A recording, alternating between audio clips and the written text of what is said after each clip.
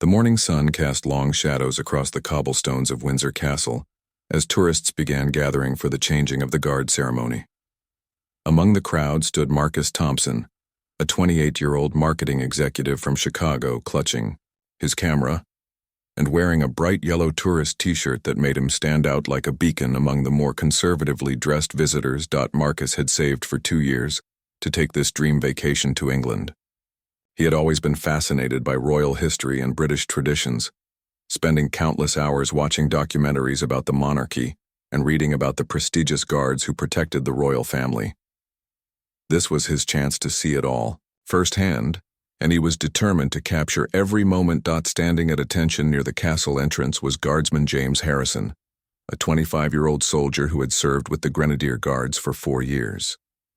James took immense pride in his role, understanding that he was part of a tradition spanning centuries. His red tunic was perfectly pressed, his bearskin hat positioned exactly as regulations required, and his expression remained stoically neutral as crowds of tourists moved around him. The morning had started like any other for James. He had risen at 5 a.m, completed his physical training, polished his uniform until it gleamed, and taken his position with the precision that had been drilled into him since basic training. He was prepared for the usual tourist behavior: people taking photos from a respectful distance, children pointing in wonder, and the occasional attempt by visitors to get his attention with jokes or comments. What James was not prepared for was Marcus Thompson's particular brand of enthusiasm. Marcus approached the guard with his camera ready, snapping photos from various angles. At first, his behavior was no different from hundreds of other tourists. He maintained a reasonable distance and seemed content to capture images of the impressive figure in the iconic red uniform. However, as minutes passed, Marcus grew bolder. The marketing executive had read online that the guards were trained to remain completely still and silent, no matter what happened around them. This information sparked his curiosity about just how committed they were to this discipline. He began moving closer, testing the boundaries of what was acceptable. "Excuse me, sir," Marcus called out in his distinctly American accent, his voice cutting through the morning air. "Could you maybe smile for the camera? Just a little one?" James remained motionless, his eyes fixed straight ahead. This was standard procedure, and he had dealt with similar requests countless times before. Tourists often tried to get reactions from the guards, not understanding that breaking character was not an option. Encouraged by what he mistook for a game, Marcus stepped closer. "Come on, man, just between us Americans and Brits, right? One little smile won't hurt anyone." Other tourists began to notice the interaction, some pulling out their own phones to record what they thought might become an amusing encounter. A small crowd started to form, with people whispering and pointing as Marcus continued his attempts to engage the stoic guard. "I bet you guys have some great stories," Marcus continued, now standing just a few feet away from James. "What's the weirdest thing a tourist has ever done to try to make you laugh?" James could feel the weight of dozens of eyes upon him. His training kicked in automatically. Maintain position, keep eyes forward, do not engage with civilians during ceremonial duties. But something about this particular tourist's persistence was different from the usual brief attempts to get his attention. Marcus, interpreting the continued silence as a challenge, decided to up his game. He began making faces at James, contorting his features in increasingly ridiculous ways, while other tourists giggled and recorded the scene. When this failed to produce a reaction, he started doing a little dance, shuffling his feet and waving his arms while staying within what he believed was an acceptable distance. "This guy's like a statue," Marcus announced to the growing crowd, who responded with laughter and encouragement. "I've never seen anyone with this much self-control. This is incredible." The situation was beginning to attract more attention than James was comfortable with. While he was trained to ignore distractions, the crowd was growing larger and more boisterous. Other guards in the area began to take notice, though they remained at their posts as protocol demanded. Marcus, now emboldened by his perceived audience, decided to try a different approach. He began telling jokes, sharing stories about his trip to England, and even attempting to sing what he thought was a traditional British song, though his rendition of "God Save the Queen" was more enthusiasm than accuracy. "You know what?" Marcus said, pulling out his phone. I'm going to live stream this on social media. My friends back home will never believe how dedicated you guys are. This is like performance art. As Marcus began broadcasting live to his social media followers describing his encounter with the amazing robot-like guard, the situation started to take on a life of its own. Comments began flooding in from viewers, with some encouraging him to try harder to get a reaction, while others warned him to be more respectful. James could hear fragments of the commentary and knew that this was escalating beyond a typical tourist interaction. His years of training had prepared him for many scenarios, but the age of social media had created new challenges that even the most comprehensive military preparation couldn't fully address. The crowd around them had grown to nearly 50 people, all watching to see what would happen next. Some were taking photos, others were recording videos, and a few were starting to place informal bets on whether the guard would eventually crack. Marcus, caught up in the excitement of his growing online audience and the entertainment he was providing to the physical crowd, failed to notice that his behavior was beginning to cross lines that should not be crossed. What had started as innocent curiosity was evolving into something more problematic, though he remained completely unaware of the shift. As the morning sun climbed higher and the crowd pressed closer, both Marcus and James found themselves at the center of a situation that neither had anticipated when their day began. The stage was set for an encounter that would soon capture the attention of people far beyond the castle walls, though neither man could have predicted the extraordinary turn their morning was about to take. The livestream was gaining momentum, with viewer numbers climbing rapidly as Marcus continued his one-man show in front of the motionless guard. Comments were pouring in faster than he could read them, with people from around the world tuning in to watch what they thought was harmless entertainment. Okay, chat is going crazy, Marcus announced to his phone camera, glancing between the screen and James. Someone just donated $5 and wants me to ask if you've ever had to use the bathroom during duty. That's actually a great question. How do you guys handle that? James felt a slight muscle twitch in his jaw, the only outward sign of his growing frustration. The question was inappropriate and unprofessional, but more concerning was the realization that this interaction was being broadcast to potentially thousands of viewers.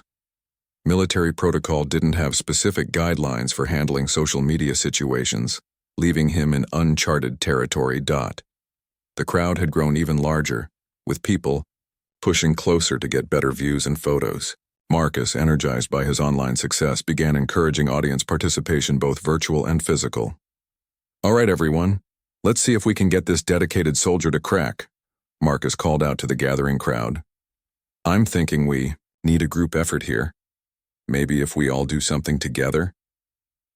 What followed was a scene that would later be described by witnesses as both amusing and uncomfortable. Marcus began leading the crowd in various attempts to get James's attention. They tried singing in unison, performing synchronized movements, and even attempting to start a wave like at sporting events. Throughout it all, James maintained his position.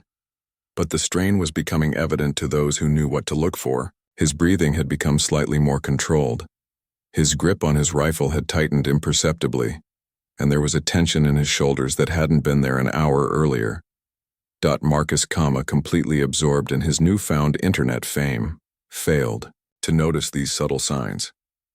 His viewer count had reached several thousand, and the comments were becoming increasingly wild with suggestions for how to get a reaction from the guard. Someone in the chat wants to know if I can get you to blink. On command, Marcus said, stepping even closer to James. Let's try this. I'm going to count to 3 and you blink on 3, okay? 1, 2, 3. When nothing happened, Marcus laughed and shrugged at his camera. Tough crowd. This guy is seriously impressive, though. I've been at this for like an hour and he hasn't moved a muscle. The situation took a turn when Marcus decided to demonstrate his friendship with the guard to his online audience. Without warning, he stepped forward and attempted to put his arm around James's shoulders for what he called a buddy photo. The moment Marcus's hand made contact with the guard's uniform, everything changed. James reacted with lightning speed, his military training taking over completely. In one fluid motion, he stepped away from Marcus, brought his rifle to a position across his chest, and fixed the tourist with a stare that could have frozen fire. "Step back immediately," James commanded, his voice cutting through the crowd noise, with military precision. "Do not touch the uniform or the guard." The crowd fell silent instantly. Marcus, stunned by the sudden transformation of the previously motionless figure, stumbled backward with his phone still recording. "Whoa, okay, sorry, man," Marcus stammered, his confident demeanor evaporating. "I didn't know touching was off limits. No harm meant." But the damage was done. James had been forced to break protocol. And more importantly, the interaction had been captured on livestream and dozens of personal recording devices. Within minutes, clips of the encounter would be uploaded to various social media platforms. The other guards in the area had taken notice of the situation, and Sergeant Mills, the senior non-commissioned officer on duty, began making his way through the crowd. His expression was stern as he assessed what had transpired. "What's the situation here, Guardsman Harrison?" Sergeant Mills asked, his voice carrying the authority of 2 decades of military service. Tourist made physical contact with the uniform. "Sergeant," James reported, returning to attention. "I issued a verbal warning and repositioned." Sergeant Mills turned his attention to Marcus, who was still holding his phone and looking increasingly uncomfortable as he realized the serious turn the situation had taken. "Sir, you need to come with me," Sergeant Mills instructed Marcus. "We need to have a conversation about appropriate behavior around active duty personnel." Marcus looked around at the crowd, many of whom were still recording, then at his phone, where comments were flowing rapidly from viewers who had witnessed the encounter. The reality of what had just happened began to sink in. "Look, I'm really sorry," Marcus said, his voice much smaller than it had been moments earlier. "I was just having fun. I didn't mean any disrespect. This was all just for entertainment." "Entertainment?" Sergeant Mills repeated, his tone making it clear what he thought of that explanation. "Son, these guards are active duty soldiers performing official duties. This isn't a theme park, and they're not performers for your social media content." The crowd began to disperse as the seriousness of the situation became apparent. What had seemed like harmless fun moments earlier now felt awkward and inappropriate. People quickly deleted photos and videos, not wanting to be associated with what was clearly becoming an incident. Marcus found himself being escorted away from the guard post, his live stream still running but his commentary notably absent. His viewers were posting confused comments about what they had just witnessed, with many expressing concern about whether Marcus was in serious trouble. James resumed his position, but his composure had been shaken. In 4 years of service, he had never had to break character so dramatically or deal with such a persistent and inappropriate interaction. The incident would require a full report, and he knew there would be questions about his handling of the situation. As Marcus disappeared into a security office with Sergeant Mills, the morning returned to its normal rhythm. Other tourists maintained respectful distances, and the changing of the guard ceremony proceeded as scheduled. However, the ripple effects of those few minutes were already spreading far beyond the castle walls. The livestream had ended abruptly when Marcus was escorted away, but not before thousands of viewers had witnessed the encounter. Screen recordings were being shared across platforms, and the incident was beginning to generate discussion about tourist behavior, respect for military personnel, and the impact of social media on public interactions. In the security office, Marcus sat across from Sergeant Mills and Captain Rebecca Stone, the duty officer who had been called to handle the situation. The small room felt cramped and official, with military regulations posted on the walls and a Union Jack hanging in the corner. Marcus's phone sat silent on the table between them, his social media adventure having come to an abrupt halt. "Mr. Thompson," Captain Stone began, consulting a notepad, "do you understand why you're here?" Marcus shifted uncomfortably in his chair. The reality of his situation was finally sinking in. What had started as innocent fun had somehow escalated into a formal military incident. "I guess I crossed some lines I didn't know existed," he admitted, quietly. "That's putting it mildly," Sergeant Mills interjected. "You harassed an active duty soldier for over an hour. broadcast it to thousands of people online, and then made unauthorized physical contact with military personnel and equipment. The weight of the sergeant's words hit Marcus hard. When described, in those terms, his behavior sounded far worse than he had intended. "I honestly thought it was just part of the tourist experience," he said. "I've seen videos online of people trying to make the guards laugh. I thought it was expected." Captain Stone leaned forward slightly. "Mr. Thompson, those guards aren't entertainment. They're highly trained soldiers performing crucial security duties. Guardsman Harrison has served tours in Afghanistan and Iraq. He's not a performer in a costume. He's a professional doing his job." This information stunned Marcus. He had never considered that the man he had been treating as a curiosity might be a combat veteran with real military experience. The magnitude of his disrespect began to dawn on him. "I had no idea," Marcus said, his voice barely above a whisper. "I thought they were just ceremonial positions like actors or something." "That's the problem with social media culture," Sergeant Mills observed. "Everyone thinks everything is content to be consumed and shared. But these men and women take an oath to serve their country. They deserve basic respect." Meanwhile, outside the office, the incident was taking on a life of its own online. The abrupt end to Marcus's live stream had left thousands of viewers speculating about what had happened. Screen recordings of the encounter were being shared across Twitter, TikTok, and Facebook, with reactions ranging from amusement to outrage. Some viewers found the situation hilarious, sharing memes about the American tourist who got owned by a British guard.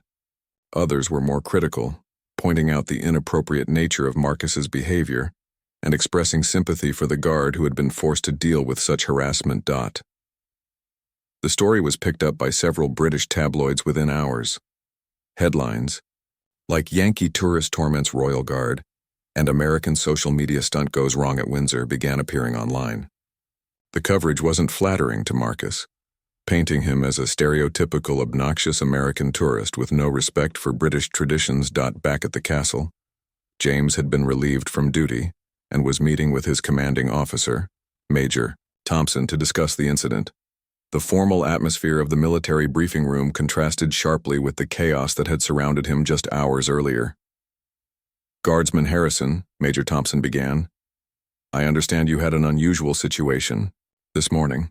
Walk me through exactly what happened." James recounted the events in precise military language, describing Marcus's escalating behavior, the growing crowd, and the moment when physical contact had forced him to break protocol. He spoke professionally, but Major Thompson could detect the underlying frustration in the young soldier's voice. "You handled the situation appropriately," Major Thompson assured him. "Physical contact with military personnel is never acceptable, and you were right to establish boundaries firmly. However, we need to discuss how to prevent similar incidents in the future." The conversation turned to the broader implications of the incident. Social media had changed the landscape of public service, creating new challenges that military protocol hadn't fully addressed. Guards were increasingly becoming targets for viral content creators looking for dramatic reactions. "Sir," James said, "this wasn't the first time someone's tried to get a reaction, but it was definitely the most persistent and inappropriate. The live stream element made it worse. He was performing for an audience, not just being curious." Major Thompson nodded thoughtfully. The military would need to adapt its procedures to address the reality of the social media age. Guards needed clear guidelines for handling live streamers and content creators who viewed them as entertainment rather than professional soldiers.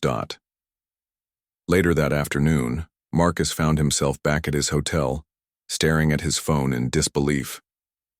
The story had exploded online, and not in the way he had hoped.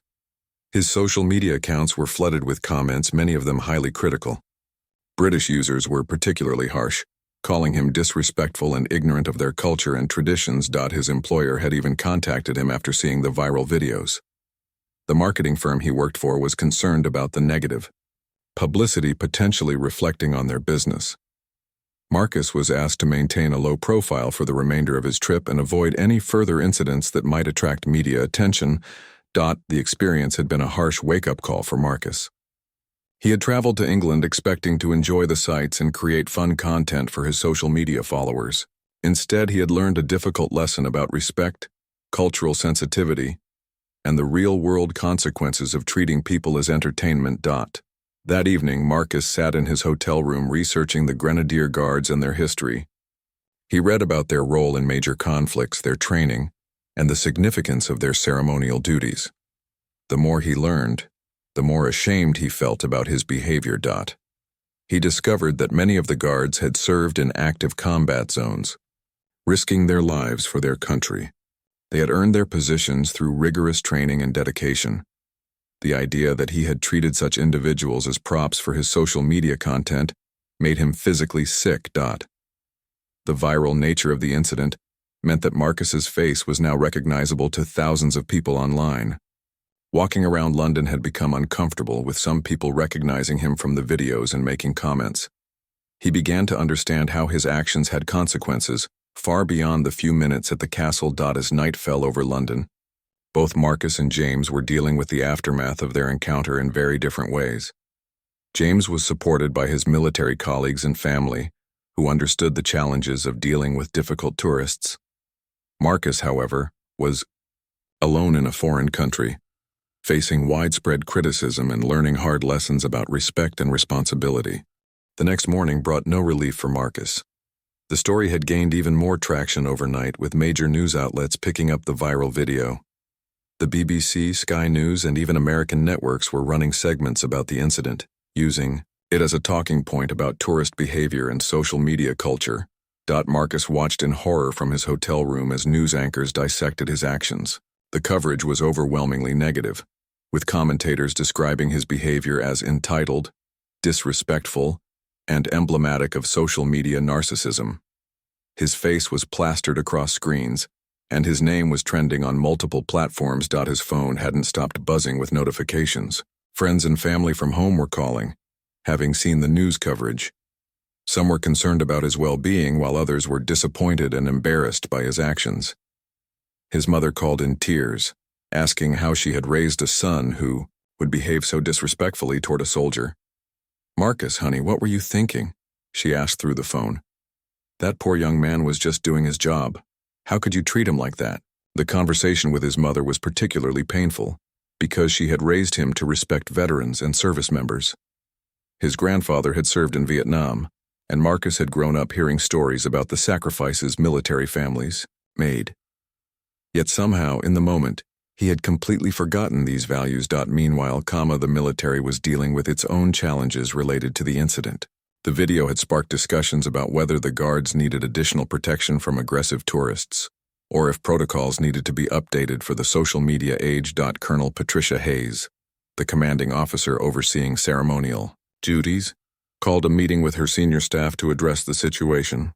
The conference room at Wellington Barracks was filled with officers discussing how to prevent similar incidents while maintaining the accessibility that made the changing of the guard such a popular tourist attraction. "We can't turn our ceremonial duties into fortress operations," Colonel Hayes stated firmly. "The public connection to these traditions is important for both tourism and public relations, but we also can't have our soldiers subjected to harassment for entertainment." The discussion revealed that Marcus's incident was part of a growing trend.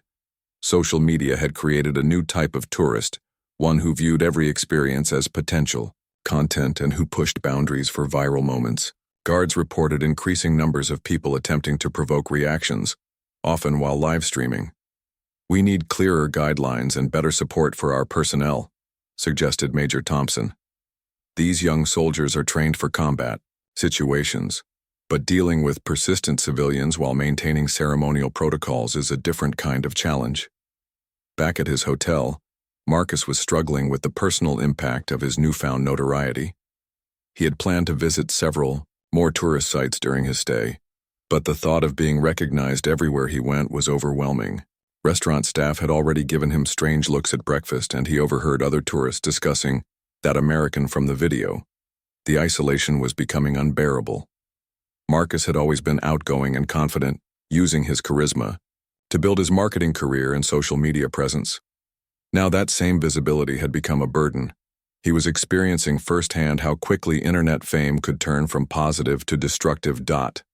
In a moment of clarity, Marcus realized he needed to take responsibility for his actions. He sat down at his laptop and began drafting a public apology. It took him several hours to write, as he struggled to find words that captured his genuine remorse without sounding like a publicity stunt.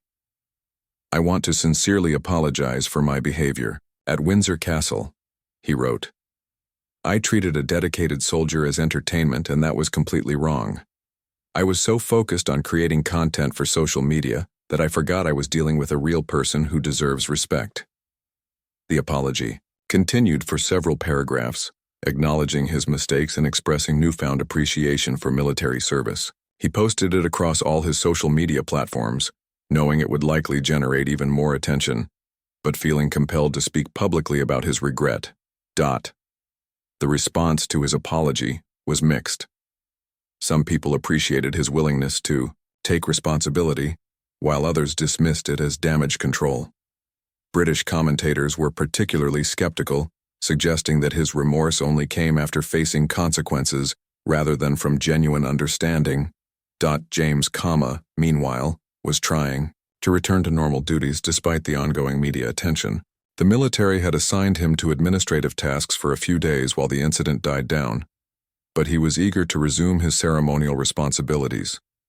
During a quiet moment in the barracks, James reflected on the encounter with his friend and fellow guard, Private David Chen. The two had served together for 3 years and had developed a strong friendship built on shared experiences and mutual respect.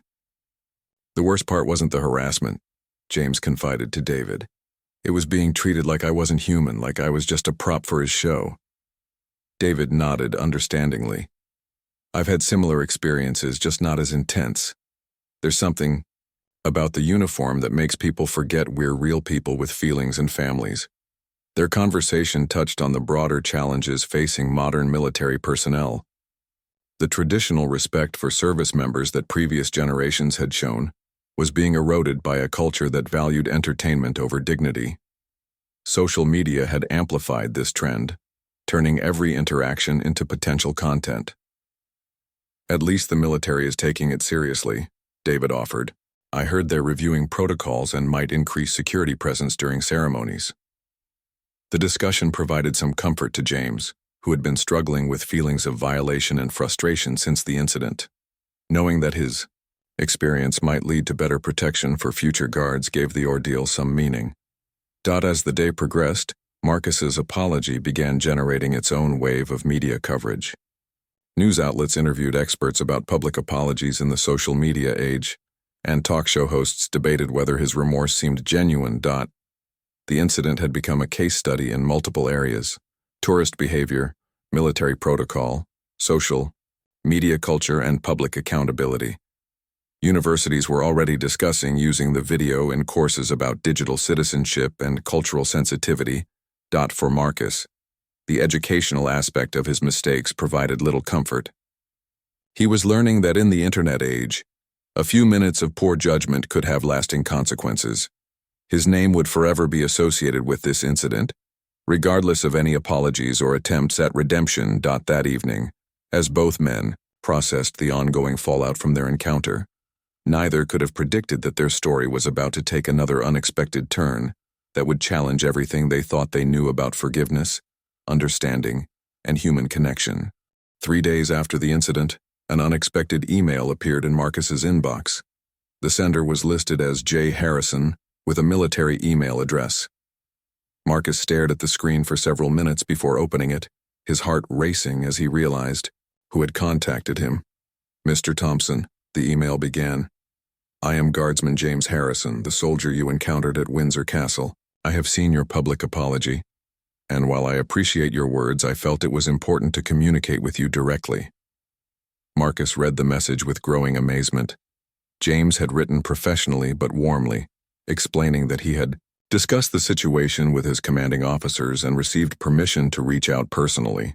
The purpose wasn't to criticize or confront, but to engage in what James called constructive dialogue. "I believe there is an opportunity here for both of us to learn from this experience," James continued in his message. "Perhaps we could meet for a conversation, away from cameras and crowds to better understand each other's perspectives. The email concluded with James's phone number and a suggestion to meet at a quiet cafe in London if Marcus was interested.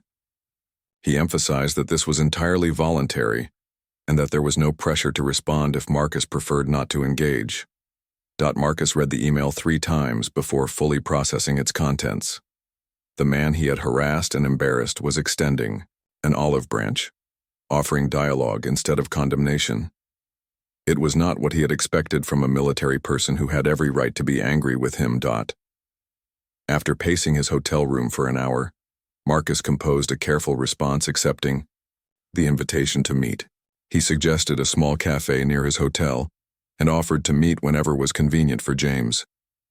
His hands shook slightly as he sent the reply, uncertain what to expect from such an encounter. The meeting was arranged for the following afternoon. Marcus arrived early, choosing a corner table in the quiet cafe and ordering coffee he barely touched as he waited nervously. When James walked in, dressed in civilian clothes, Marcus was struck by how young and normal he looked without the imposing red uniform and bearskin hat. The initial moments were awkward as both men assessed each other in this radically different context. James appeared calm and confident, while Marcus struggled to hide his nervousness and continued embarrassment about their first meeting.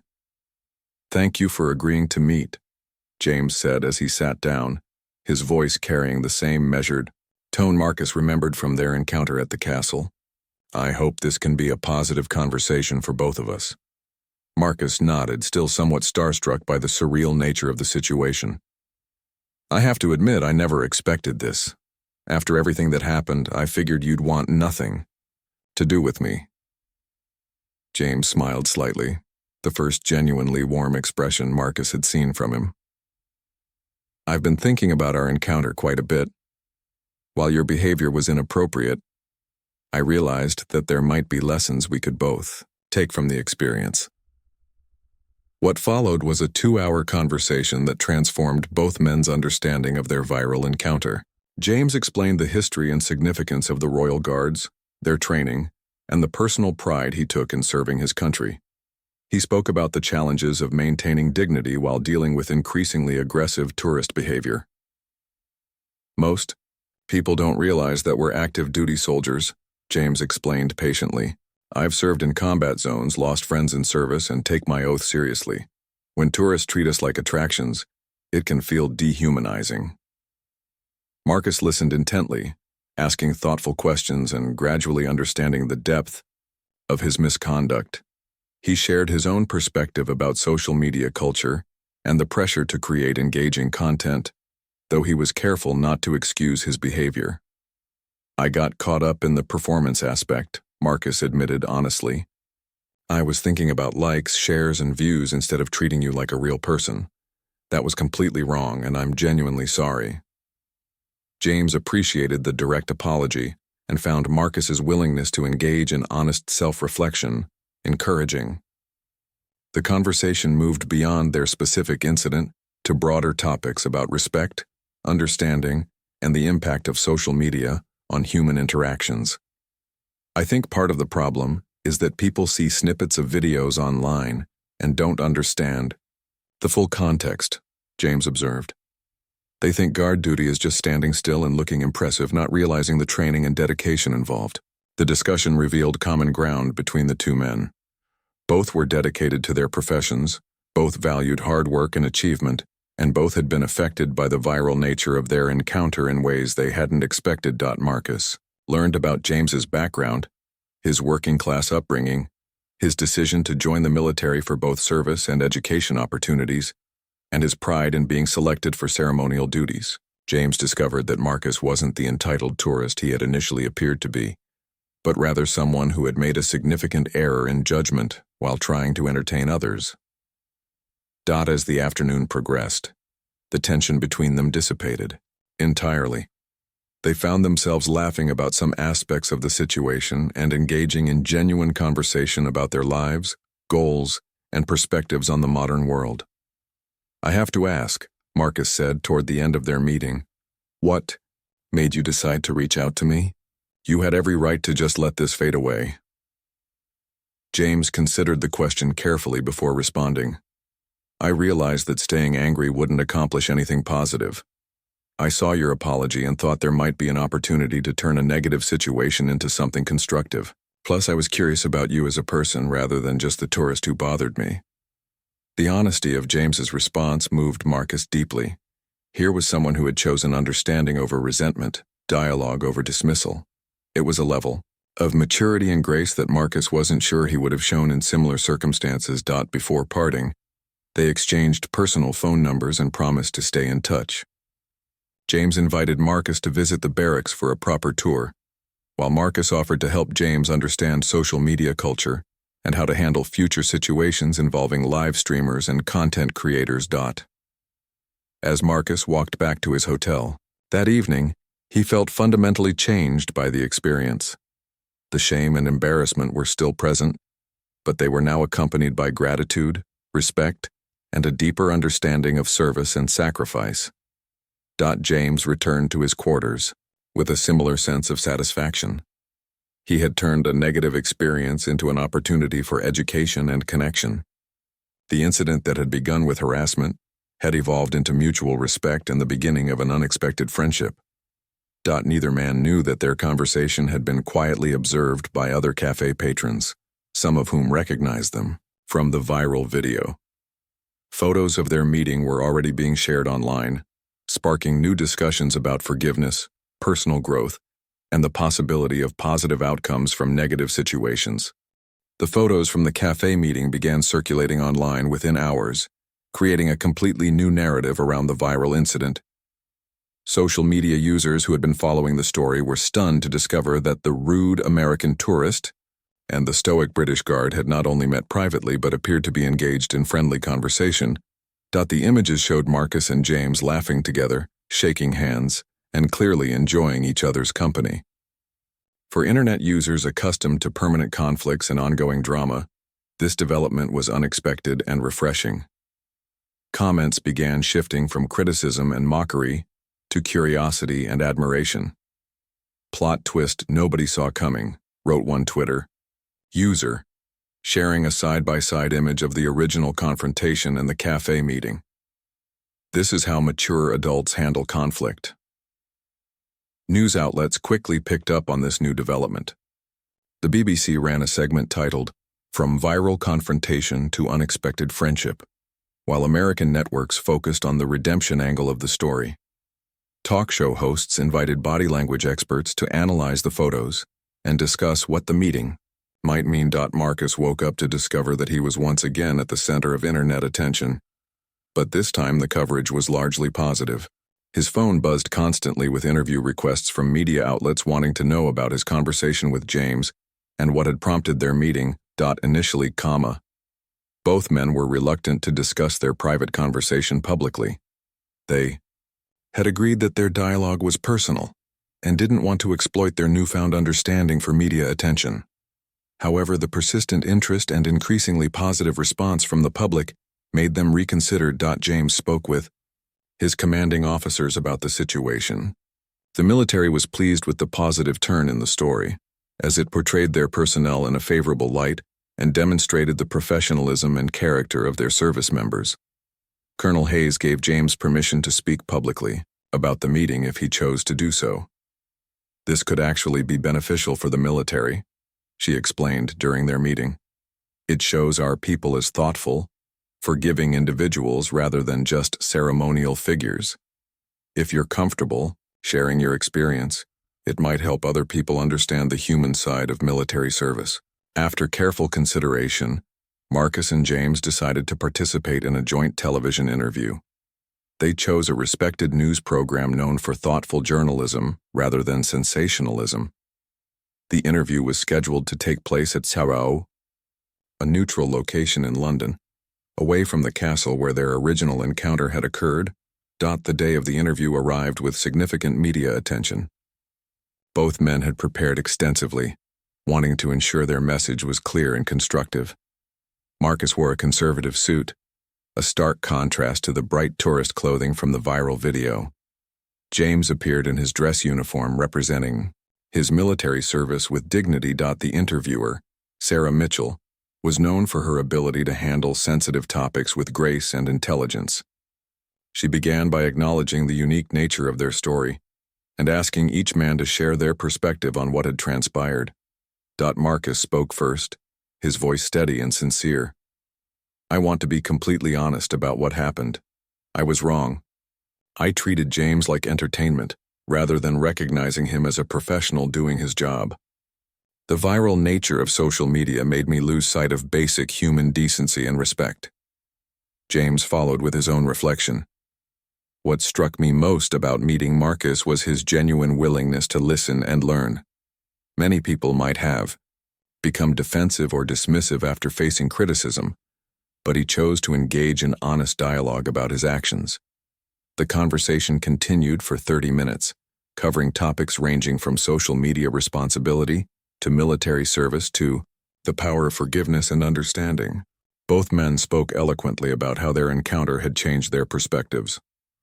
"I learned that the person behind the uniform has feelings, experiences, and deserves respect," Marcus explained. "James isn't a prop or a tourist attraction. He's a dedicated soldier who has served his country with honor." James reciprocated by sharing his insights about Marcus. "I discovered that Marcus isn't the entitled person he appeared to be in that moment. He's someone who made a mistake, acknowledged it, and was willing to learn from it. That takes character." The interview concluded with both men discussing their hopes that their story might encourage more thoughtful behavior online and greater respect for service members. They announced that they plan to collaborate on educational content about military service and social media responsibility. The response to the interview was overwhelmingly positive. Social media users praised both men for their maturity and willingness to turn a negative situation into a learning opportunity. Military organizations used their story as an example of the character and professionalism of service members. Educational institutions began incorporating their story into curricula about digital citizenship and conflict resolution. The incident became a case study in how to handle public mistakes with grace and how to extend forgiveness in the face of disrespect. Marcus returned to Chicago with a completely different perspective on his vacation experience. Instead of the fun social media content he had planned to create, he brought home a profound lesson about respect, responsibility, and the power of genuine human connection. His employer, initially concerned about the negative publicity, was impressed by how he had handled the aftermath of the incident. The marketing firm began using his experience as an example of crisis management and personal accountability in their training programs. James continued his military service with renewed purpose and understanding. The incident had taught him valuable lessons about communication and the importance of seeing beyond surface behaviors to understand the people behind them. 6 months later, Marcus visited London again, this time as James's personal guest. The two had maintained their friendship through regular communication, sharing perspectives on their respective cultures and careers. Marcus was given a private tour of the military facilities and met other guards, all of whom welcomed him warmly. After hearing about his transformation. During this second visit, Marcus attended the changing of the guard ceremony as a respectful observer, watching with newfound appreciation for the tradition and the dedication of the soldiers involved. The contrast between his two experiences at Windsor Castle could not have been more dramatic. The story of Marcus and James became an internet legend, not for the original confrontation, but for the remarkable journey from conflict to friendship that followed. Their example inspired countless other people to approach disagreements with empathy rather than hostility, and to see mistakes as opportunities for growth rather than permanent failures. Years later, both men would look back on their viral encounter as one of the most important experiences of their lives. What began as a moment of poor judgment and professional duty had evolved into a lasting friendship and a powerful example of human capacity for understanding, forgiveness, and positive change. Their story proved that even in an age of instant judgment and permanent digital records, people could still surprise each other with grace, wisdom, and the willingness to see beyond first impressions to find common ground and mutual respect.